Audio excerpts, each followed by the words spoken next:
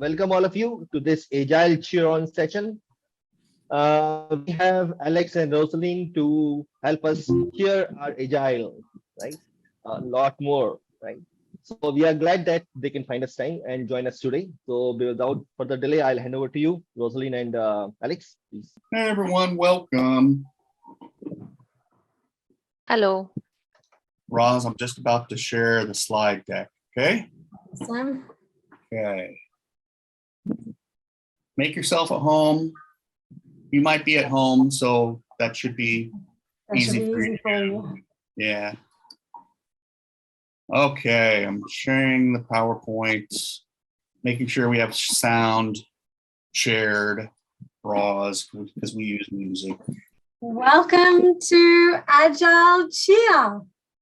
I'm Roslyn and this is Alex, and today we're going to take you through what cheerleading lessons we can learn from the professional sporting context and applying them to our Agile teams.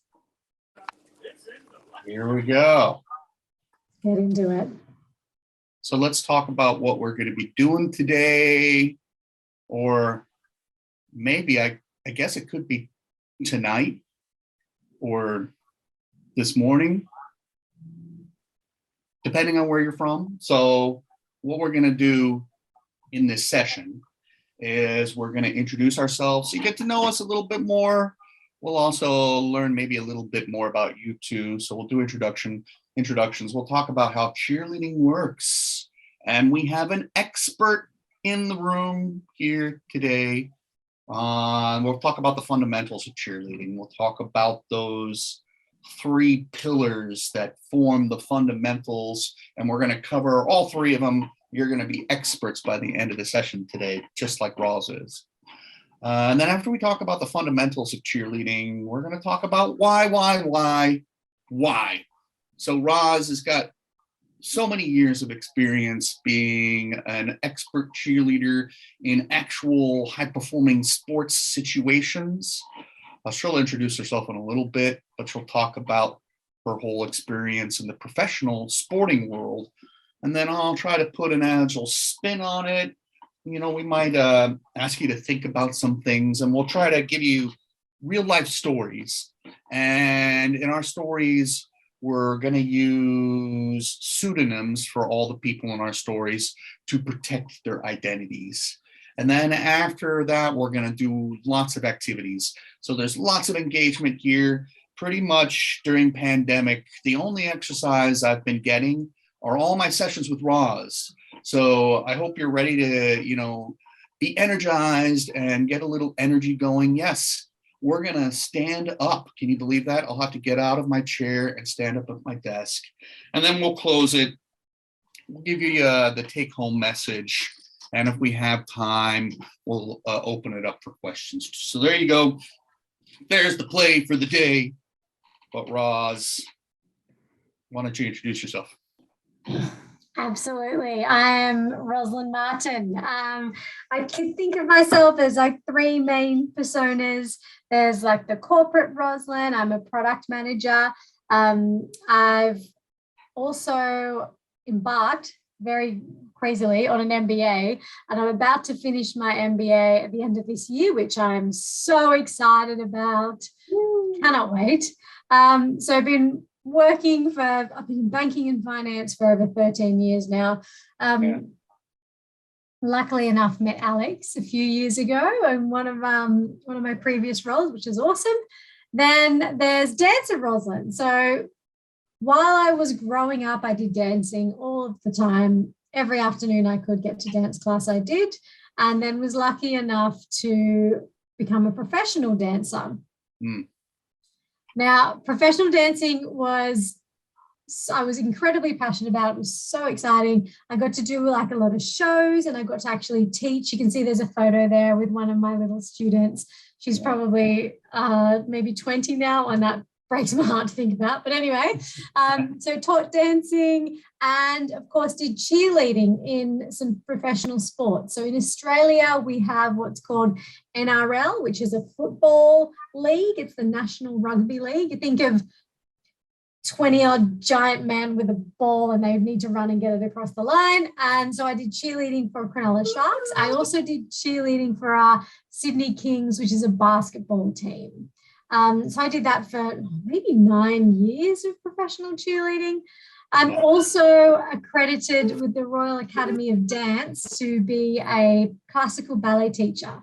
This means I can send people for their ballet exams all over the world. This is a big achievement because you actually have to dance for at least maybe 12 years, and then you do the 2 years of teaching and coaching experience on top. I'm very passionate about dance. The older I get, the less I can dance. So all of these opportunities are awesome to get up and share my passion of dance and cheer with everyone. Then there's the human side of me. So I am a mom of 2 young children, of which are in the room next door, and my dad's looking after them. So hopefully they don't interject, but if they do, we'll get them involved. I also have a farm that I like to visit on the weekends, get some fresh air, just relax away from the hustle and bustle of the city. And I'm a huge fan of podcasts. So you can see there, Freakonomics, Planet Money. I love economics podcasts. They're great to go to sleep to, but also interesting to learn from. And that's me in a nutshell. Alex, tell us a bit about you. Before we go to me, I ask you this question every now and then so people can understand like your professional cheerleading experience. But what's the biggest crowd or like group of people in a stadium that you've ever cheerleaded in front of? How many people was it? I think it was a couple 100,000. It was a grand final football match that we danced for. Actually, fun fact, I haven't told you this, Alex, I don't think, but we cheerleaded on a football show which had a couple million people viewing, and our cheer squad actually won the best cheerleaders in all of Australia. Have I told you that? Yeah, I think you have. Yeah. Yeah. So that's probably a couple million there, but actually in a stadium, a couple 100,000. Yeah. Yeah, that's crazy. I can't even imagine that. I think that would be fun. Well, let me introduce myself, Alex Sloley. I'm an Agile coach in Sydney, Australia. And I know some people in our session today, Roz. I actually have friends in here. Awesome. Everyone in the Agile community is my friend, or that's the way I like to think about it, right? So thanks for being here today. If you're an existing friend, welcome. If you're a new friend, welcome. I think we're all here together as a community. So I'm a certified enterprise coach. I'm also an expert in Agile coaching through Scrum Alliance and IC Agile. That's my chosen craft, my profession, my calling is an Agile coach. But Roz is not the only dancer in the room. I also have been dancing my whole life. I took square dancing when I was in primary school. If you're not familiar with square dancing is like a kind of dancing you do out in the country. And I also did ballroom dancing when I was at university. There's some photos of me there in the slide deck, me square dancing and me. I think that might be me doing the salsa. What do you think, Roz? Can you tell from the pose? It looks like a salsa. Yeah. Yeah. And then actually me and Roz have been dancing for a couple of years. Yeah. So we've been dancing partners, and Agile Cheers are kind of like our latest thing together. So thanks for being my partner again, Roz. It's always fun doing this with you. Always fun. Always fun. And on the human side, I practice human life and career integration. So that means everyone in my family is a certified Scrum Master. That's a photo of my family, and we're all CSMs. And my wife Sally, who many of you here probably know as well, is a Kanban trainer and also a coach. And I just released my book about the Agile community. I'm really passionate about the Agile community. So I've written a book, it's released and on Amazon. So that's me. Now, I know we always talk about, you mentioned how we met, but do you want to tell the story? Because I think you tell it so well, Ross. Yeah, so at the time I was in the customer experience team doing human-centered design work, and I sat next to Alex. I had just started, and I just come back from a meeting that I had hosted with a whole bunch of people from across the business ecosystem, and I needed an icebreaker, but I wanted it to be something different, something that would quickly make people get vulnerable together and bond really quickly. But also it was an afternoon meeting, and I just wanted them to get out of their heads, kind of into their bodies, and get some endorphins running. And being a certified dance teacher, I was like, well, we're going to do a dance.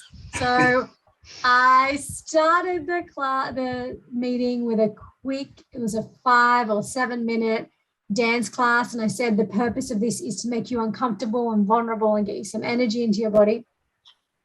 And it went down a treat. Suddenly these people, who most of them were complete strangers, had met together and done something hard, and then kind of bonded over that awkward dance at the beginning of class. So I came back to the desk and I was talking Alex through, and you were like, there's something here. And then we were Googling all the research around dance and the benefits for teams and synchrony and well-being. And that's how we started to develop our first talk, which was Agile Dance.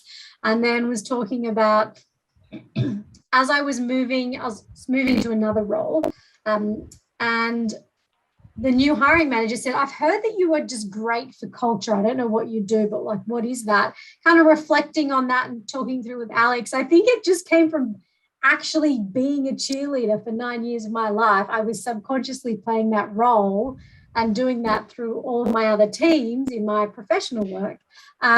So we took that, meshed it all together, and came up with Agile Cheer. So thanks for having us today. Thanks Great for story. having us. Okay, let me get us going on to the next slide, Roz. Let's get into it. Tell them how cheerleading works, and look at that, squads, cheerleading squads, Agile teams, squads too.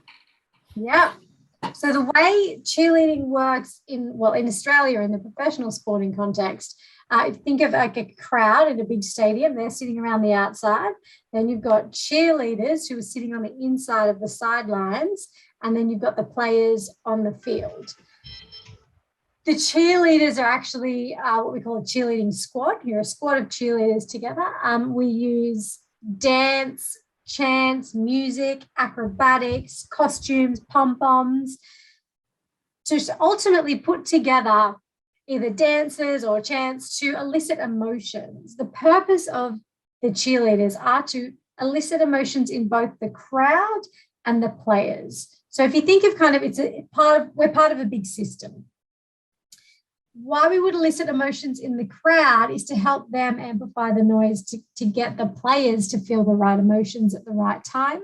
And that is to influence the players' mindsets so that they feel supported and encouraged, and when they need to, feel hyped, get that extra oomph to get them over the line, ultimately so that they can go and win the game. Or if there's a fallback or a setback, so that they can reset their mindset and then ultimately win the game. And that's ultimately what cheerleading is, part of the biggest system.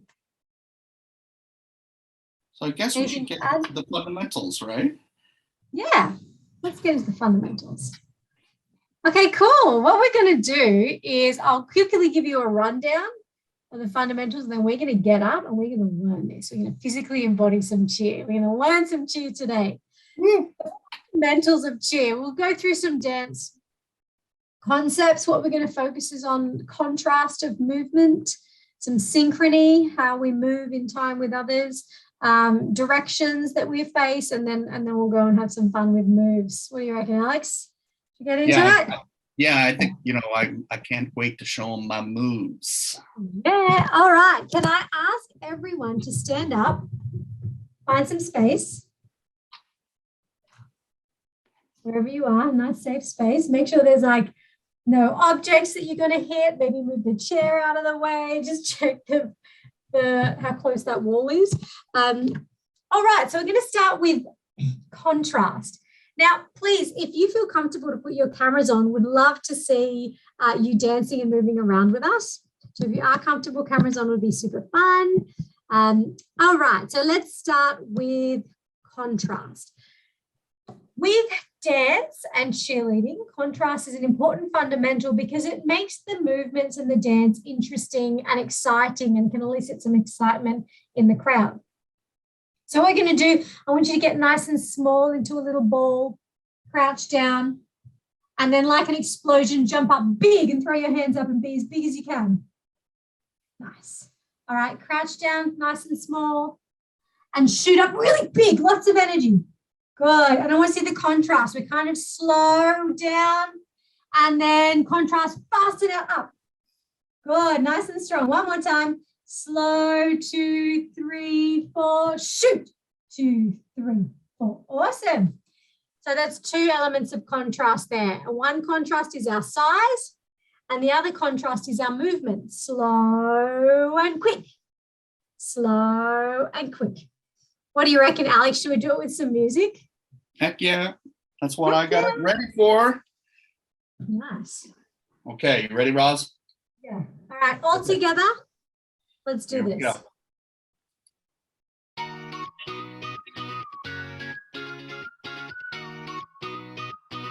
5, 6, 5, 6, 7, and slow, 2, 3, 4, shoot.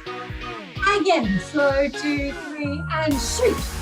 Nice and big, small, small, small, small, big. Good, small, small, small, small, big. Nice, give yourself a clap. Pat on the back. Good job. All right. And that is contrast. That is your first cheerleading move. Now, we were talking earlier, and if you have like a child at home who maybe is interested in dancing or a family member, after this, you can go and teach these steps. This is like cheerleading learned by a professional cheerleader. Okay, synchrony.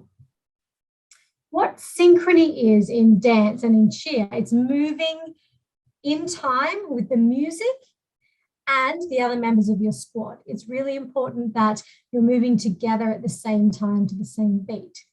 Why? Because I don't know if you've ever seen a dance and there's one or two people in the squad who are just out of time. It just looks, it makes you feel uncomfortable to observe, but it feels nice to see a whole crowd of people moving in sync at the same time. So let's learn a synchrony step. Let's lean this way, 2, 3, 4, and this way, 2, 3, 4, and this way, 2, 3, 4, and this way, 2, 3, 4, and this way, 2, 3, 4, and this way, 2, 3. Nice. Okay, shake it out. Shake it out.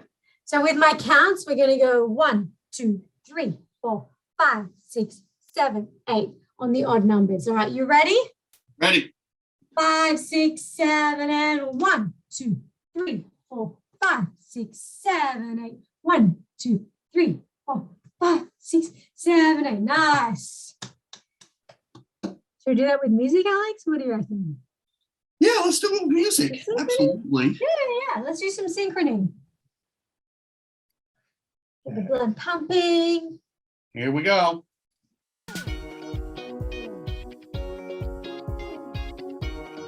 Okay.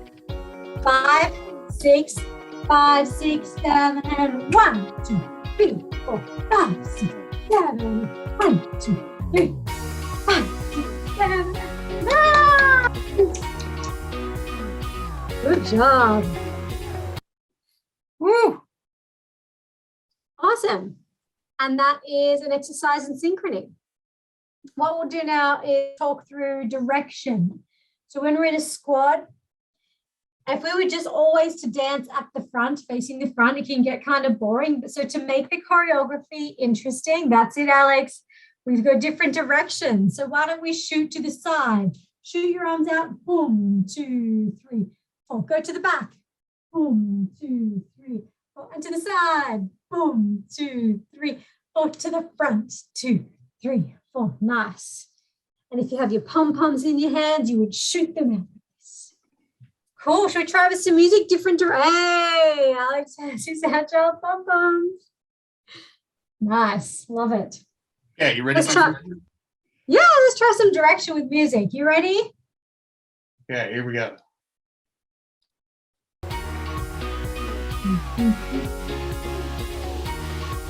Okay, we're gonna go this way first. Ready? 5, 6, 7, to the side, to the back, to the side, to the front. Again, let's go. Side, back, side, front. Yeah. Give yourselves that. Oh, so that is our contrast, our sync, and our direction moves. What do you reckon? Should we put it together or should we go and do our own moves? Oh, up to you, Roz. I mean, I think you can put it all together and maybe add the moves on at the end, those custom moves. Let's do that. All right, so we're going to do it together. Contrast, sync, and direction moves. Let's quickly recap so it's in our minds. So we start with contrast. We go down, 2, 3, 4, shoot, nice and strong, and small, small, small, small, big, 2, 3, 4. So we do that twice. Then we're going to do the directions. The sync. 1, 2, 3, 4. So 4 of them. And then we do our shooting this direction. 2, 3, 4. Back, 2, 3, 4. Side, 2, 3, 4. Front. Cool. Let's add those 3 together and let's just do the music. Let's just have fun with it. Yeah. Here we go, Roz. Let's go.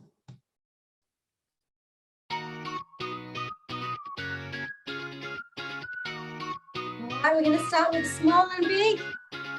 5, 6, 7, and slow. 2, 3, 4. Big. One more time. Slow. 2, 3, 4. Big. Let's go side to side. And 1. Go again. Let's do 8 of them. Nice. And shoot. 1, 2. To the back. To the side. To the front. And shake your pom pom. Let's do it again. Ready? Let's go. From the small. 5, 6, 7, and small. Up. Nice. And down. Slow. Big. Let's go 8 side to side. 2, 3. 7. Nice. Direction. Back. Side. Front.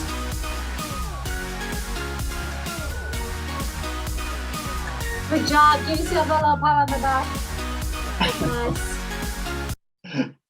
Nice. And that is some fundamentals of dance. Now, dance moves. Alex, we know that you were a superstar salsa dancer. Yep. So why don't you take us through some moves? Yeah. When I think of awesome moves, I mean, you can copy moves other people do, and we do it a lot. You might do the disco move, or I don't know, you might do the wave thing, right? But a great way to do it is to think about something that you're really good at. Oh, we've seen so many awesome things over the years, haven't we, Roz, about people creating signature moves for things they're great at. So take a moment, think about what you're great at. How would you convert that into a signature move? I'll give you an example. Here's one of my favorites. Maybe your signature move is writing sticky notes, stories, on a pad of sticky notes, crumpling them up, and then throwing them at the product owner. So it would look something like this. Right, crumple, throw. Maybe the other hand. Right, crumple, throw. Right, crumple, throw. Right, crumple, throw. Or maybe your signature move is writing sticky notes and putting them on the wall. So right, put them on the wall. And now you're prioritizing, moving the sticky notes around the wall, writing sticky notes, putting them on the wall, prioritizing. Or maybe maybe you're a developer and you're like, pair programming, because there's two of us here. We're pair programming. Oh, and then Roz, your signature move, you just combine all those signature moves with all the other fundamental stuff you just taught us, right? That's So it. maybe you're programming and you do it in sync, right? And then you're doing it in sync. And then you're changing like direction and stuff. Oh, there's so many different things you can do with your signature moves. What you're doing is you're creating a dance, or you're creating a cheer. So what do you think, Ross? Should we do something here? What should we do? I think this is awesome. We should add our own signature moves. So this is actually, I'm not even joking, this is how we come up with choreography. In my cheer squad, we had a dance called V, because while we were trying to come up with moves, one of the girls was drinking a V energy drink. We're like V, V, V, V. And that's just wherever you can find inspiration. That's actually how we come up with choreography for the cheer squads. So why don't we give everyone maybe like a minute or two to come up with or think about something they're quite good at, or something they're passionate about, something that brings them joy, and make it into a move. And then what we'll do, could be anything. Yeah. And like Alex's programming one, using directions, what we'll do then is we'll do our 3 steps together that we've got, our contrast, sync, direction, and then on the end, you're going to add your signature move. So 1 to 2 minutes, come up with your move. Let me come up with one, Alex, right now as well. I do miss being a cheerleader, and when we had pom-poms, like this is going to be one of my signature moves, rolling my pom-poms. Yeah, so you're doing that? That's it. I like this one. Yeah. What else am I good at? As a product manager, I bring all my stakeholders together, bringing them all together. Oh, that's a good one. I've never seen that one before. Come to my stand-up. Not legal. No, it's just come to my stand-up. That's good. That could be, so that's my cheerleading. That's my bringing my stakeholders together. What about like feeding my children, giving them vegetables and they're spitting it out? Yeah. That could be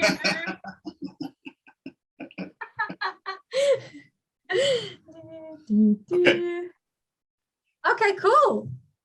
I think if we had enough time to come up with our move, I would love to see. Does anyone feel comfortable showing us your signature move? I would love to see it.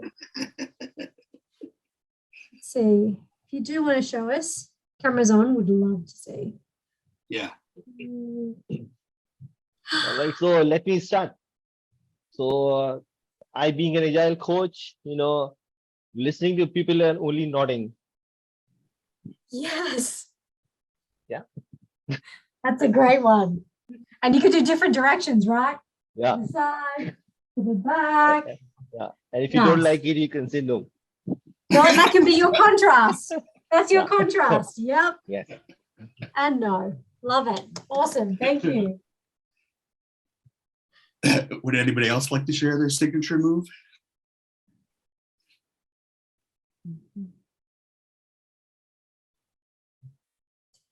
What's that one, Alex? The train? I'm on it. Yeah. I'm an RTE on an Agile train. Ah, of course. Choo choo.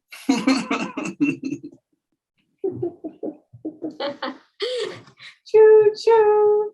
Okay. No takers. Let's see. Anything in the chat? Okay. Well, that's all right. We can just go and we'll do the dance from the top. What do you reckon? Yeah. Cool. So it's the 3 steps: contrast, sync, direction, and then add our own the end. Okay, so our moves we could do at the end as much as we want, and we could mix up our moves at the end with like any of the other things like contrast, sync, and direction, right, Rose? Exactly. Okay. Okay, so you ready for some tunes? Yeah. Okay, let's do it.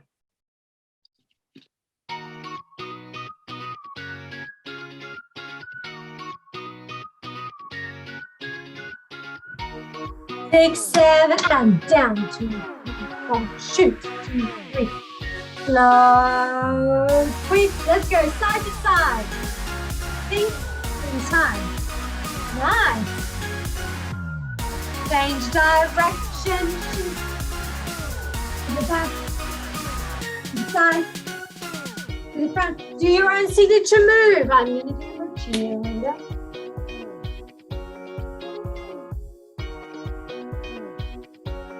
My stakeholders. Come on, all together now. Programming.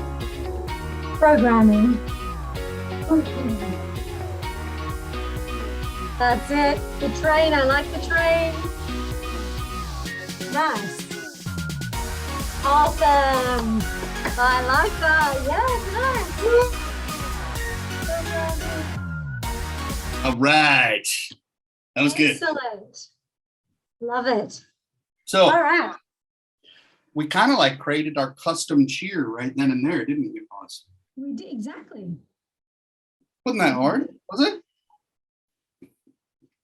Anyone can do it. Now, talk about chants. So dance is one element that cheerleaders use. Another element is chants. So there's a few different ways you can do chants. One is like a call and response. So for example, if I say, give me an A,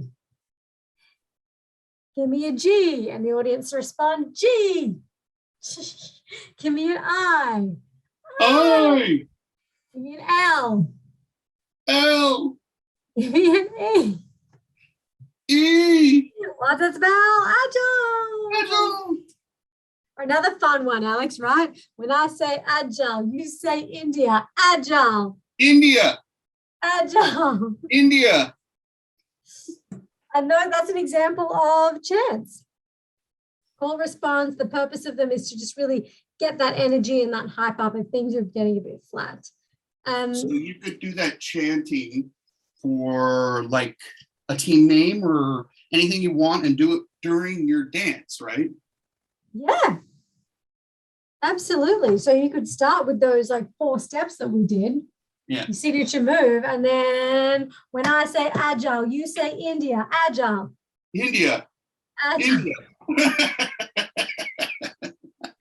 We're clearly very well rehearsed. No. Exactly right. That's exactly how you could do it. So that's dance. We got some chants. You can get creative with the chants. Yep. And then we talk about the emotion piece. Now, this is actually an important part of cheerleading. The whole purpose is to elicit emotions. So as much as we elicit emotions in our audience and our players, it kind of starts within us. I'm not sure you've seen a cheerleader professional in the sporting context. If you see someone there who's like, their pom-poms, give me an A, give me a G. Oh, so sad. Sad, right? Doesn't really rile you up. So it's going to start within the cheerleader. So let's do an exercise where we're going to play kind of with our own emotions. As much as our emotions, like brain leads our physiology can lead our feelings as well. So let's do an exercise to use our body language to elicit emotions in us. Let's go shoulders hunched over, bit of a sad face, corners of the mouth down, looking down, thinking about something a bit hard or a bit sad that you've just been through. Let's sit here for like 10 seconds with your sad body language. Energy's feeling low, it's feeling flat. All right, let's mix this up. Let's force ourselves to stand up tall, shoulders down. Force yourself to smile, literally, you know that exercise where you put a pen in your mouth. So you smile. And we're going to jump up, hands up, and start cheering like it's like the best day of your life, whatever celebration you love in life. Yay, up and down. Show me your teeth. That's it. And jumping and smiling again. That's it. And so now we're feeling the energy lift in our bodies. Yep. And so for us to get those emotions in the crowd, we first have to lift our own emotions as well. And those are some fundamentals of cheerleading: dance, chants, and emotions. All right. Thank you for going over the fundamentals there, Roz. You distilled 10 years worth of experience down to like 15 minutes, right? How nice is that? Now, we've talked about the fundamentals. Let's get to the whys. Why do you do this kind of stuff? And Roz, take it away. Sure. In Australia, there's, I suppose you'd say, presumptions about cheerleading, and maybe people don't understand how much goes into cheerleading, but also the purposes that the cheerleaders actually serve. I think perhaps people think they're just there as a decoration, but actually there's some really core intent for us to be there. One of which is to help celebrate the team. Tell you a story about a guy, let's call him Jimmy. Jimmy had gotten onto the field. He was relatively new to the first grade games. This is his very first time with the huge crowd and the cameras on him and all the pressure of being live TV. Anyway, he caught the ball and was running toward the goalpost. We're all cheering him on, carrying him on. And he dived and landed and got that ball just across the line. It was epic. He was brand new to the team and first time in this environment, but you could see on his face he was a little bit, it was still a bit new and a bit scary for him. So as cheerleaders, it's so important that we first and foremost celebrate those moments. So it's jumping up, there's music playing, we're doing our dance, our chants, getting all the crowd excited. It's so we're going to get that immediate feedback for Jimmy, the player, but also to really reinforce that moment for the team. That's kind of why we're here. That's what we're doing. And to make it fun for the crowd, for everyone who's attending and the players as well. It's really important to celebrate those wins and those moments. And that's a core fundamental principle of why cheerleading exists in professional sporting context. So Alex, how can we apply this concept of cheerleaders celebrating wins in the Agile team environment? Well, you gave an anecdote about Jimmy, right? That person we're calling Jimmy, but isn't really named Jimmy. I've got a story too. Let's call them Steve, although that's not their real name. It's protected, their identity. So I'm a scrum master, and this is many years ago. I'm a scrum master on a team. And in a retrospective, I'm doing something that maybe a lot of us here have done before. I'm doing appreciations.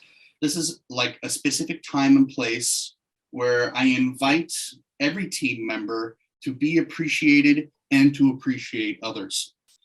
And it was a relatively new team, and a lot of them hadn't had a lot of experience in an Agile organization.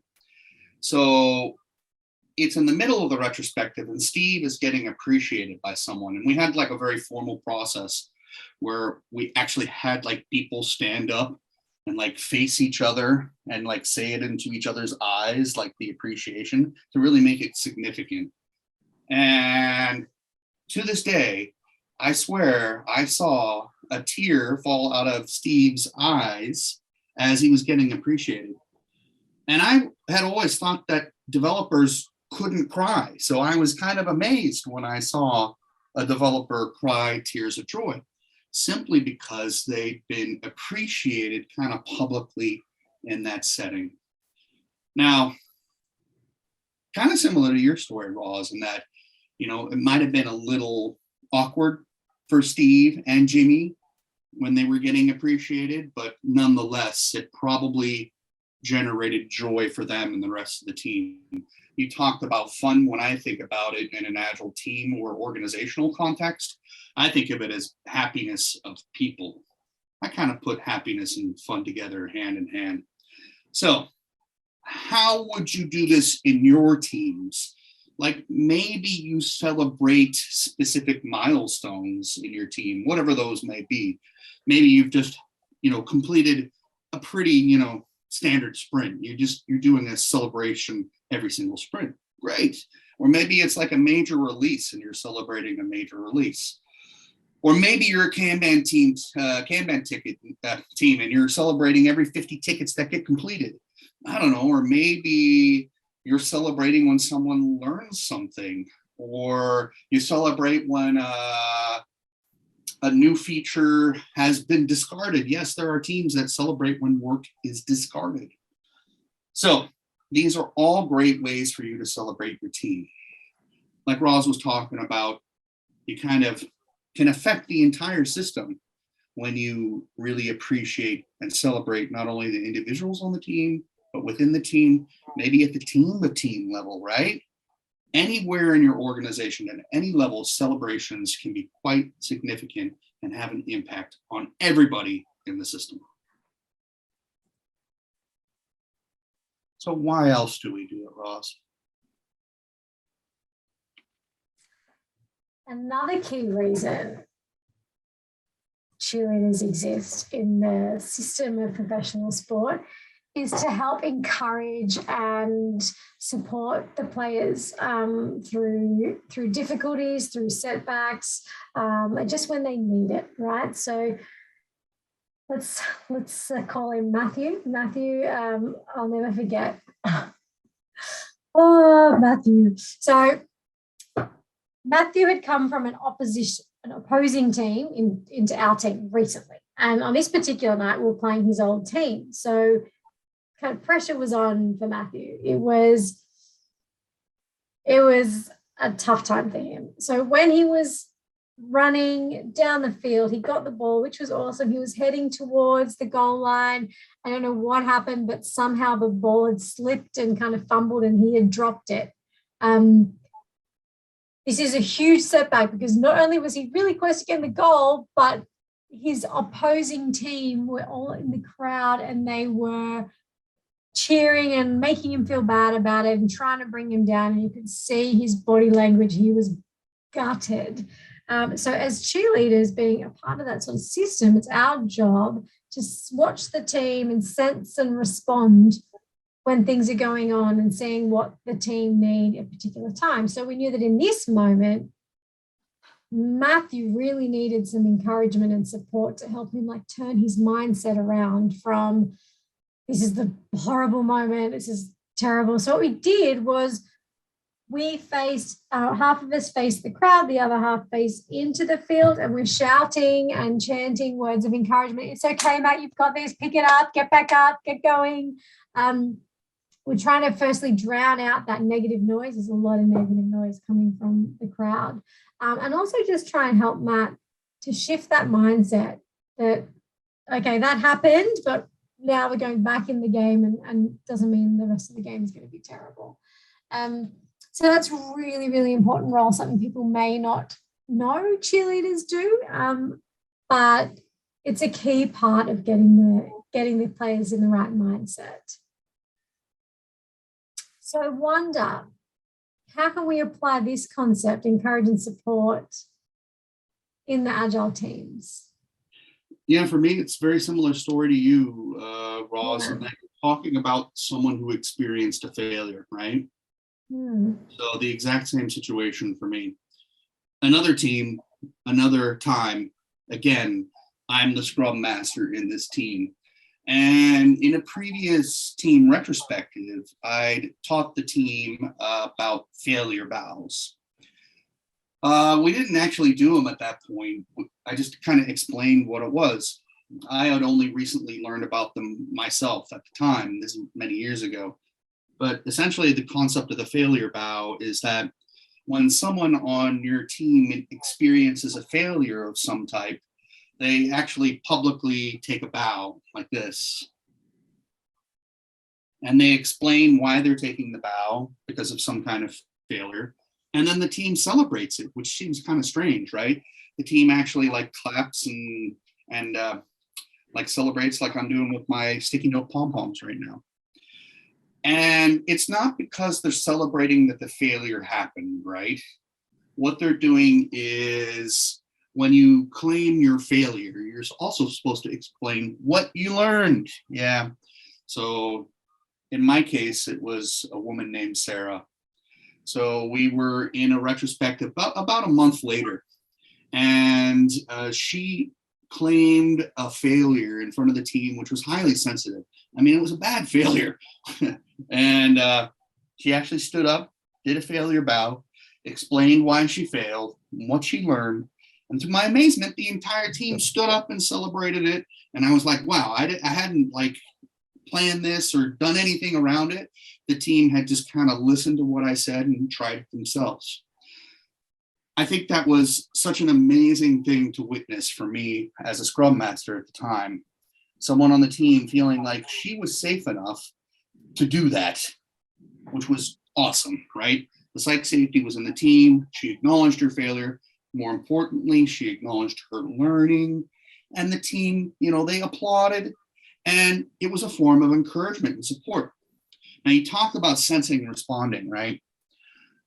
What the team did was they sensed the awkwardness, the badness of the failure, and they responded in a positive way to Sarah. I didn't even do anything. I mean, I think Agile coaches should still be able to do that. So your team, ask yourselves, how can you support each other in your times of need? How can you sense when people need encouragement and then actually give it to them so that they have the sustainability, the confidence to move forward? Now, there's lots of cool activities for this. There's like team kickoff activities where you can actually specifically invite people to suggest how people can say when they need support and how they can be supported. So if you have an Agile team, think about how can we support each other.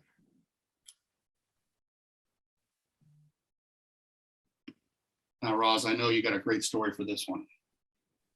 I do. So I'll never forget another memorable moment for me. When I was cheerleading, it was our team. It was for the National Rugby League team, so the football team. They were right at the bottom of the ranks, and it was a very cold winter's night. It was rainy, and the football field seats, just call it 100,000 people, and there's only a couple thousand that showed up. It was quite sad. For the football team, what's really helpful to get them across the line is the crowd and the hype and all of that energy to really, that's that home ground advantage. And there was none of that. So our role as cheerleaders is to really hype the crowd and the stakeholders, whoever's in there, hype them up, get them excited, get that noise loud and amplified, amplify the positive noise where we can to help get the team that oomph to get over the line. This particular night was probably the hardest we've worked as cheerleaders. Not only were we freezing cold, but had to really hype up and try to amplify what tiny little amount of noise there was coming from the crowd. Our job is also to make sure the crowd are kind of engaged and committed to what's going on the field. Usually the crowd are already watching. It's why they're there for the football teams. But in case something is missed, we want to try and amplify that noise as well. So as part of this whole system, cheerleaders aren't centered. No one's really there for the cheerleaders, but we need to hype up those stakeholders and get their energy excited to get the team to where they need to be. That rainy winter's night. And Alex, how can we apply this concept of cheerleading, hyping stakeholders in our Agile teams? Yeah, so my story is a story about Tatiana. And Tatiana was a relatively new product owner on one of my teams. And she'd never been to a review before. That's how new she was, right?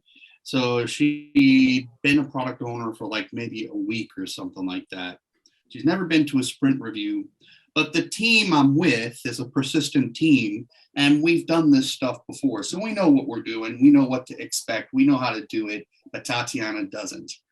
And we come into the first sprint review, and, you know, we're doing what we're supposed to be doing, I guess, which is showing the actual product. And Tatiana is just like silent. And we take an app and we put it on a mobile device and we put it in her hands. So we put this thing in her hands and say, give it a try. Try this. This is what we did. And she's playing with it. And she's like dead silent, right? And, you know, we finished most of our work that sprint. So, you know, we go through the usual ritual of like, did we get our points and velocity and all that stuff? Anyways, that was a Friday. And we come back to work Monday, and we don't know what to expect because Tatiana was pretty silent in that sprint review. And we come back Monday, and she is ranting and raving at everybody within listening distance about how that was the most fantastic thing she'd ever witnessed in her life. She's a product person who'd never been handed an actual product by the team to use and to get feedback from. She was like over the moon. She was like an instant convert to being like an awesome product owner because she was getting actual products and the team was satisfying her needs. She told all the other product owners in the company and all the stakeholders in the team. And to this day, I still remember Tatiana as one of the best product owners I ever worked with. So what's this got to do with hype?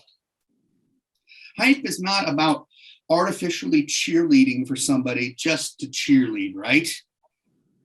Roz, you were talking about, you know, they're there for a reason, the cheerleaders. I would argue that a high-performing cheerleading squad is as athletic and high-performing as any of the teams that are on the field and play. And when I think about it in an Agile context, we're not just cheering for artificial sake either. We're there for a purpose when we hype people up. The reason Tatiana was hyped was because we fulfilled her needs. That's why she was hyped. So if you're in a sprint review and all your stakeholders are hyped and everyone there is hyped, the team's hyped, your product owner's hyped, you're doing something right. I'm sure some of us have had that situation where you're in an awesome review and you're like, yeah, this is awesome. Everybody's excited. We're doing something right here. But I'm sure many of us in this session today have also been in a review where like it is the worst review in your life. Nobody's interested. Nobody cares. Nobody's hyped. Why is that? You have to ask yourself, as a coach, as a scrum master, as a team member, why aren't people hyped that we're in a meeting where you kind of should be hyped because you're supposed to be getting actual products? Maybe we aren't fulfilling the needs. In fact, it could even get worse because what happens is the product owner and the stakeholders, they stop coming. Now you can't even hype them at all because they're not even there. So that's a classic example of what happened with me and Tatiana. If you're doing the right thing right, people are going to get hyped. If you're not doing the right thing right, they're not going to be hyped. So it's up to you as the team, as the product owner, as the scrum master, as the Agile coach, whoever you are in the organization, an Agile leader, to ask yourself, how can we get people hyped? Because if we're getting them hyped, we're doing something right. And that's going to get everyone in the system. And in your case, Roz, you were talking about the audience and the spectators and the stands. You were talking about the team on the field. You were talking about the cheerleaders on the sidelines. It's the same in an Agile organization. The team, the stakeholders, the product owner, the scrum master. If they're all hyped and part of the system, then you're doing things right. Okay. Now we've gone through the why. It's time for you to create your own cheer. Everything you've learned about today. What did they learn about the fundamentals of dance, Roz? We've learned synchrony, contrast, We've learned about directions, facing directions, and making your own moves. Making your own moves to make your own cheer. We also spoke about chants and how you can do give me an A. Hey. Hey. And emotions, using emotions in your cheer or your dance to really elicit emotions in your crowd. Mm. So maybe you can go in a group in the breakout rooms. So what we're going to do is we're going to send you into breakout rooms. And what we'd like you to do is construct your cheer for your team. Now you can use any combination or as much or as little as you want in your own cheer. Any of that stuff Roz mentioned, you know, your special moves, your chants, what kind of emotions are you looking to achieve? How are you going to celebrate? Maybe you're going to be very specific about what you celebrate and how you do it. So how long do you think we should give them? Let's go, do you reckon 5 minutes? Yeah, something like that. Let's give them 7 minutes. 7 minutes? Yeah, how long have we got? And then how many people we got? 1, 2, 3, 4, 5, 6, 7, 8, 9, 10, 11, 12, 13, 14. Maybe 3 teams, I think. 3 teams for 7 minutes. Sure. Let me create 3 breakout rooms, assign the teams automatically to it. And I'm going to open the rooms. So all the best. All right, go create your cheers. Okay. So following that activity, I think we'll skip the demonstration for today, but what Roz and I were chatting about before you came back in was that if you did this kind of activity with your team, it's a great way to have fun, have a team bonding activity, team building, and it also creates something that kind of unifies and aligns the team. So when we did this workshop in Nashville in July, we probably had, how many people were in the room, Roz? 100, 120? I don't know. Yeah. About that. And they were creating like team cheers with people they didn't even really know, really. And the rest of the conference, which is a 5-day conference, we would be walking around the conference and those people had bonded, and when they saw us, they would do their cheers for us. They would stop in the middle of like the hotel and the hallways and like stop and do their cheers for us. And when we went out to like parties and pubs in the evening, they would actually like do it in public. So it's a pretty, pretty cool experience, I would say, Roz. So cool. All right. So let's begin the conclusion of our journey, Roz. You ready? Yeah. Would you like to listen to my demonstration? So I do prepare. Oh, something. yeah, sure. Go for it. Yeah? Awesome. All right. So let me just. So would you like to play some music also? Because I don't have a music here. Yeah. No, I can play. You ready? Yes. Here we go. All right. So imagine this is a backlog grooming meeting, right? So you have good product backlog. You have to groom after your product owners, basically to break the stories down. Basically. So it starts like this. You got the spray. You got the pipe. Shake it. Roll it. Break it down. Break it down. Break it down. Right. I love it. That's so good. Thank you. Yeah. Thank you. Yes. Love it. Does anyone else want to demonstrate? That was brilliant. That was awesome.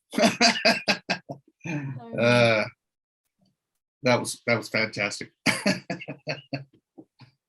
Okay. Break it down. Break it down. Love it. That was Yeah. classic. So I think there are a few more questions on the chat also, if you would like to look at them. Yeah. We'll have plenty of time for Q&A. Okay, here we go. So how can you apply cheerleading in your context? We did an actual lot of actual cheerleading. You've been trained by a professional cheerleader now. But do they have to do like the actual cheerleading? Could they do other things that are equivalent, Roz? What do you think? Yeah, absolutely. I think you can apply these concepts of celebrate, support, encourage, and hype. It could be done through cheer, absolutely. You can do chants and dance, or it can be another means and another way. Celebrating wins, but also celebrating failures. It could be a black cake to celebrate a failure, or like you said, celebrating some things, some features that are thrown in the bin. You could celebrate that with even just, I think, in this virtual world, it can just be like a celebration. Everyone throws their hands up to the screen and does a little celebration move. There's so many different ways to support, encourage, and hype. For example, hyping the stakeholders. It can be done multiple different ways, but something that's worked for me is calling individually the stakeholders before a big demo or share back and get them aligned with the content one-on-one, build that relationship. And that's a way to actually hype them and get them wanting to be present and wanting to be a part of it and speaking up. So to answer your question explicitly, Alex, no, it doesn't have to be dancing and chanting. It can be other ways, but the concepts are what we want to stick here. So make sure we do celebrate, support, encourage, and hype stakeholders. Take a second, think about how you would apply it in your teams, and then write it down on your sticky note pom-poms.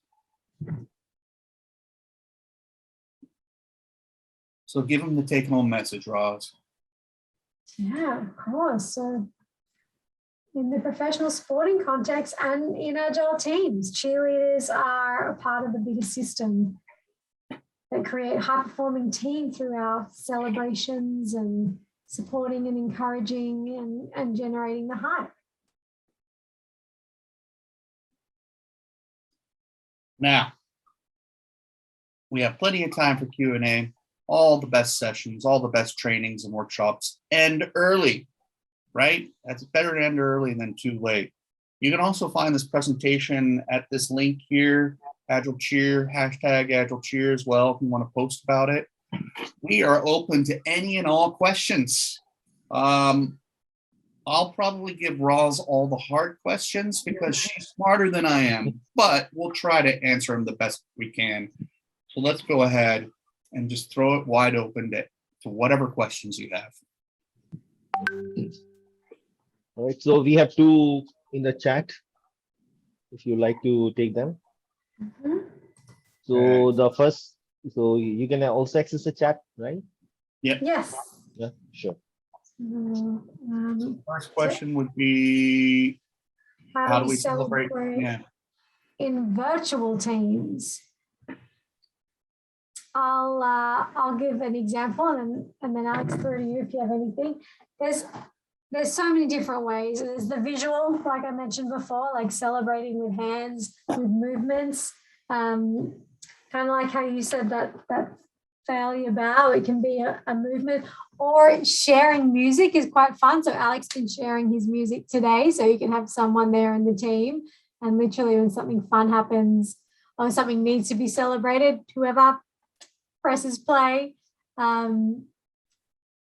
Another thing is, which I've seen, is what are they called, like virtual gift cards. You can just like send it and email it straight away for whatever reason. What tips do you have, Alex, for virtual celebrations? Well, that thing you're doing there, some people might call it jazz hands, but in American Sign Language, that's how you applause. That's how you clap. Ah, there you go. Yeah, so that's a applause. I think that's a great visual cue to do it. Another way I do it is like this. I've got an actual applause card. So I celebrate stuff in meetings through my webcam. I have other cards. If you were here earlier, you would have seen me use other cards too, right? So these are cards that I've sketched and that I actually use in meetings. Applications support, like a celebrating, for example, in Zoom, you've got reactions, right? So I'm celebrating right now on the top left of my Zoom feed. Yeah. These are all ways you can celebrate. Now, I talked earlier about how I was doing a celebration activity in a team. That was the one where Stephen, or the person we'll call Stephen, but isn't really called Stephen. Well, I was talking about how he is a developer and how he was crying tears of joy because he was being appreciated in a retro. Well, in that team, what we ended up doing was doing appreciations all the time so that everybody would kind of get like a turn at being appreciated. So that's another great way to do it, is to bake it in to your actual processes. You could have appreciations in like your retros, or maybe you'll do it in your stand-ups or something. So rather than a boring old stand-up where here's what I did, here's what I'm going to do, am I blocked, maybe you call out appreciations in your stand-ups. There's lots of different ways to do it. I encourage you to be creative and not dictate how it's done, but actually invite the team to ask how they might celebrate each other, right? Make it a fun activity. That's my thoughts on it. What about the other question? There's one here. Could repeated celebrations of individual achievements as against team success possibly not damage the team spirit? What do you think, Roz? You want to take a stab at this? Yeah, I mean, this is a really interesting one. I think you could look at it from a few different angles. One is, the individual versus the team. Another way to look at it is, are we celebrating sort of the right things in the right moments? They're quite related. I think it's all about that sensing and responding we spoke about earlier, Alex. Like if you're sensing that repeating celebrations of individual achievements is actually damaging team spirit, then maybe pivot. It's all about sensing and responding to what's going on within the team.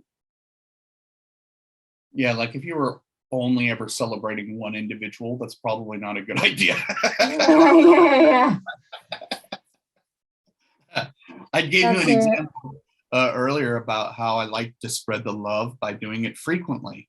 When you do it frequently and you make sure it's spread around, then you don't really have that problem. Right. And I think you still celebrate the team and the individuals too. I mean, going the extreme in either direction is probably not great. Like if you only ever celebrated the team and never the individuals, And if you only ever celebrated the individuals and never the team, it's probably not good either. So I think you want to do a little bit of both if you can. Yeah. That's it. What else have we got? Okay. Let me see. How effective cheering can be done virtually. You know what? During COVID and when we were doing our dance talk, and I use dance quite often in the virtual context because I think it can be really, really effective. And here's why, maybe even more so than in person. Because a lot of the team who work virtually are spending so many hours seated in front of the screen. So the act of getting them up and standing and moving their bodies and getting out of their heads and brains into their bodies was a really, really effective way to lift the energy pretty quickly in the meeting or within the group, particularly if I was facilitating sometimes 90-minute workshops, breaking it up with dance breaks, I found quite effective. It's definitely different. You get different benefits from virtual, but in person. But that's how effective I think it can be. What do you think, Alex? I think getting people cheering and dancing in person can be shockingly easy. Like, All right. sometimes, like when we've done it in person, Ross, I was like, oh man, this is not going to work out. And then it was like super easy. And I'm like, wow, that was like no problem. Everybody was into it, right? So I think doing it in person can be easy. You've probably encountered more resistance, I would say, Roz. Like, I'm guessing you've probably had groups of people in person where you've done something and maybe they didn't react awesomely because you have more dance experience than I do. That's just a guess on my part. I don't know. Mm. But usually there's the peer pressure to get amongst it, and there'll be a few, maybe they'll hide up the back, but you're right, yeah. I think in virtual, like we've had smashing successes where we've had like 100 people in a virtual room and every single person has had their camera turned on and they've all been dancing at the same time. We've actually had that happen, me and Roz. So it can work smashingly good in a virtual context.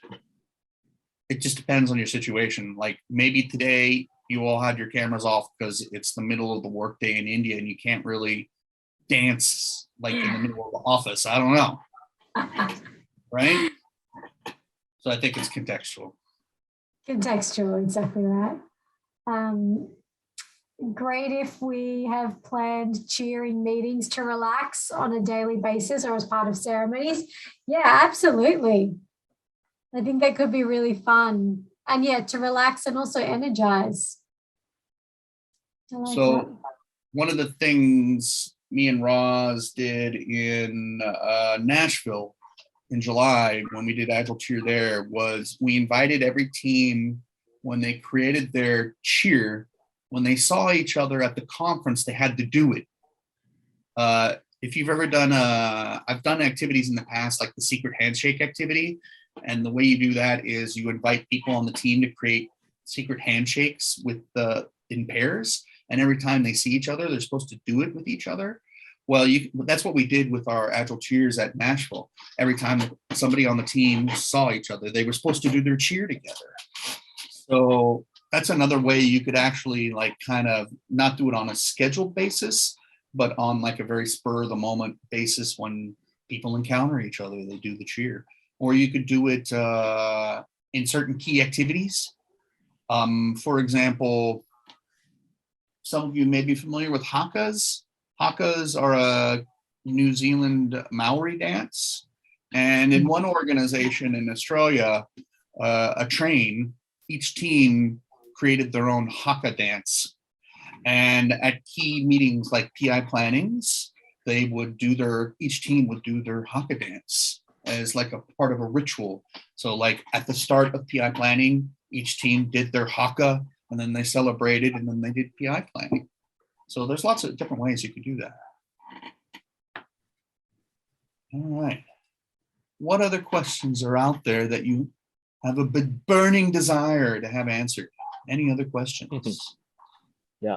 So I have one. So somehow cheerleading will also be, or agile cheer will also be, a link to agile culture in an organization, right? So some of the organizations which are a little less mature towards, creating that kind of openness or transparent culture. What are your suggestions? Like, how should we start this agile cheering practice? Yeah. There. Well, Roz, you have lots of great answers for this, but do you mind if I say something before you give you go.